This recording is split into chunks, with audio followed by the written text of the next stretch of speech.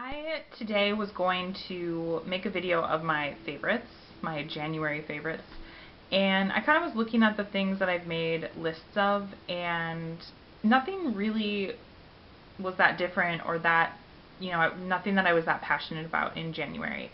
There's like two things that I'll probably mention at the very end, but what I decided to do was to do the books that kind of got me through January, the January doldrums kind of. January is always that time of year that people get so excited to change and be the new person, but it's always like if you live somewhere where it's winter, it just kind of feels long and cold and not very sunny and all of that. So I was super into reading this month. I'm always really into reading, but I just felt like I was cranking out books that I really, really enjoyed, and I just found a lot of I don't even know, just a lot of like positive energy from that. I know that sounds maybe kind of silly, but that's what it was. So I'm gonna just try to do really quick reviews of a bunch of books that I read or listened to. Two of them are audiobooks, and that's that. So the very first one that I read, I actually did a separate book review on, and it is called Through the Woods. This is still my library copy that I had, so I need to actually return this. But it is a graphic novel of 5 spooky stories, and I didn't find them to be scary, I will say that, because a lot of people in the comments said that they were scary stories or really creepy, and I just didn't find that they were too scary, and I don't like scary, but the artwork in this is just, it's so beautiful and so well done, and I'm going to buy another copy of it, or I'm going to buy a copy of it, because it's just, I just ate it up. I think I read it in one day, and I just didn't want to be done with it. So this was book number 1. Book number 2 was one that has been reviewed many, many times, so I didn't actually do an individual review, but I read Fangirl by Rainbow Rowell. I actually didn't really care if I read this or not, and it just kept getting recommended to me. I have read Rainbow Rowell's, what is that other book that she wrote? I can't remember. But she writes a lot of, or not a lot, but she does some really good young adult books. So this is about a character who goes off to college, is feeling a little angst about that because, I mean, everybody does, but she goes off to college with her twin, but her twin kind of wants to separate and do their own things. And she, the main character, wants to just kind of still be herself and be normal, and she kind of struggles with the growing process. Sorry, my cat is knocking into the table. And she writes fan fiction that is, I believe the stories are kind of based off of fan fiction from other I guess like Harry Potter's and things like that is that's the vibe that it gives me. So there are main chapters in here, and then they do little individual pages that are supposed to be her fan fiction or from the original novels of the novel that she's writing fan fiction of. I actually grew tired of that, and I stopped reading the fan fiction. I feel bad saying that, but I just wasn't interested in it. I loved this book though so much. It was such a cute, like, I would say it felt like a young adult book, but I really, really enjoyed reading it. I had the collector's edition from my library, so it even had one of these bookmarks, which I actually kind of liked, but this copy was so grody. Like, clearly this is a well-loved copy because there was, like, people's fingerprints and, like, food crust and stuff in it, which is so gross, but I really enjoyed this, and I think that it deserves the hype that it has gotten. Another one that had a lot of hype that I really enjoyed reading but had weird feelings about was Brooklyn. This is a really popular, the movie came out I think about 2 years ago. I have not seen the movie. I was given this as a gift for my birthday, I think. My grandma gave it to me. It's really, really popular. When I was carrying it around, people would comment like, oh my gosh, do you love it or whatever, and I found that this one was one that I would read, and I really enjoyed it when I was reading it. Then when I would put it down, I wasn't like super drawn on picking it back up, and I had some like real confusion about the end. Sorry, my phone is going off. It is a young girl who moves from Ireland to Brooklyn it's right after World War II, in that kind of time period, and she just kind of goes, it's like a kind of a coming of age, and she falls in love, and then she gets some sad news from home and has to go back home and kind of figure things out, I guess is what I would say. And I don't know what else to say besides, get down, sorry about that. I don't know what else to say because I don't want to say anything else about the ending, but it was interesting. It was an interesting ending, and it was kind of confusing. Okay, please stop. Okay, so the next one was probably my favorite, and it kind of surprised me. I stumbled upon this in the library, and I was like, yeah, I'll try to read that. It was The Princess Bride. I thought this was so fun to read. Like, it was so very similar to the movie, so it doesn't, the movie doesn't veer off from the novel that much, but there's more information in this.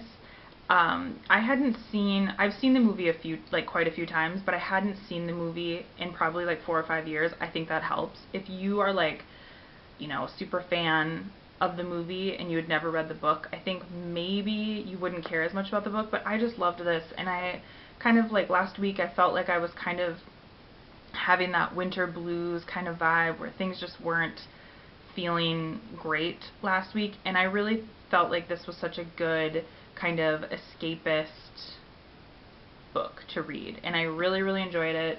I haven't moved on. At the end of this, the author does, there was, I think, meant to be a sequel or something, so they put in the first chapter, but I don't ever think, it's called Buttercup's Baby, but I don't think they ever turned it in. I was trying to Google about it after I finished this, and I don't think they ever actually finished the sequel or whatever, so I thought that was kind of interesting, but I would assume most people know what Princess Bride is about, so I won't go into that. But this was super fun. It was kind of like an adult fairy tale, kind of, but not like adult in like a sexy way, really, but it was good.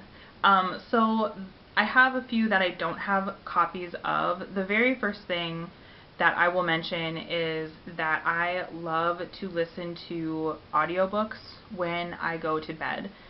I have a hard time sleeping because I'm very sensitive to sounds or anything, like if someone's outside or whatever. Anything that I hear, I just end up getting distracted by. So what I find is if I listen to audiobooks, it just blocks out the noise. I listen to it on an iPod, and I put it on a timer, and I'm like, it just helps me zone out. And so the one that I listened to in January that I just finished yesterday was Harry Potter and the Sorcerer's Stone. I just have a physical, or like a picture of it on my phone. I have listened to this audiobook multiple times. It's so good. I finally cracked and got an audible.com account, so that I use that, my your intro free credit I use to download the Harry Potter, and I just love it. I think Jim Dale is one of the best narrators. He's just so perfect for the story specifically. And I just really liked it, and it just feels very comforting to listen to a story that I already know, so I'm not like staying awake to listen to it, if that makes sense. I guess it's my version of like when people watch TV to fall asleep, and that's what it does for me. But I love the first Harry Potter so much. It's not my favorite one, but I just love it. I think the whole first chapter is so perfect. It's such a perfect way to intro the book, and I really loved that. The next one, my other audiobook, was Girl with a Lower Back Tattoo by Amy Schumer. Okay, we're ripping books now. Got a frisky cat. So I have, this is the cover, and I actually read quite a few kind of negative meh reviews on Goodreads about it, and that kind of bummed me out because I actually feel like, because I read it, or I listened to it on audio over a course of time, because my ride to work is very short, so it probably took me like 4 weeks to listen to it, which is kind of long, because it's only maybe like 6 or 7 discs long. I listened to my library's version of it, but I really loved it, and I thought it was so good, and I wouldn't even call myself like an Amy Schumer fan. I don't really know that much about her beyond now what I've read in her books, but I felt like it was a great book, and I think it would be a really great one for people who are in, women especially, who are in their 20s and 30s, because she talks about relationships. She talks about relationships with her body, with her parents, romantic ones, and I just thought that she did such a good job, and and she kind of like sneaks in some commentary on gun violence, which I thought was quite interesting, and I would recommend it to somebody, as long as you were okay with some of her humor, because sometimes she's a little bit graphic, but I really enjoyed it, and I would recommend it. And my last two, again, I don't have physical copies of, just because I returned them to the library, but I read The Sun Is Also a Star and Everything Everything by Nicola Yoon. I loved those books. I read them right back to back, and I did a separate review, and I will link that below, and I just thought they were such good books. They're kind of like young adult, they feel a little bit young adult, but in a nice way, and they deal with young love, but you know, the different scenarios make them more unique than that. So I would recommend that. Those were all so good, and I just loved that I found so many good books at a time that's kind of like dismal and bland. So those are my recommendations. I will also say one of my favorites I found on Instagram a while ago. I follow them on Instagram and Snapchat, is the Catskill Sanctuary, and they post like these different, it's an animal sanctuary for farming, or for farmed animals, and they post like different pictures and videos of the different animals, and some of them just like make my heart sing. It's so cute, like the little goats running around and the sheep running around, and it really just is like, kind of reminds you that there are good people out there trying to do good things for the world, and it just kind of like warms my heart a little bit. And my other favorite was, at the beginning of January, I went and saw Aesop Rock and in concert, and he was really fun. So that's all I'll say. I can link maybe his YouTube or something below, but he was really entertaining. And yeah, so those were my book / etc. favorites, I guess. I hope that this finds you well, and I hope the winter doldrums don't bring you down for too much longer. Okay, I'll talk to you later. Bye.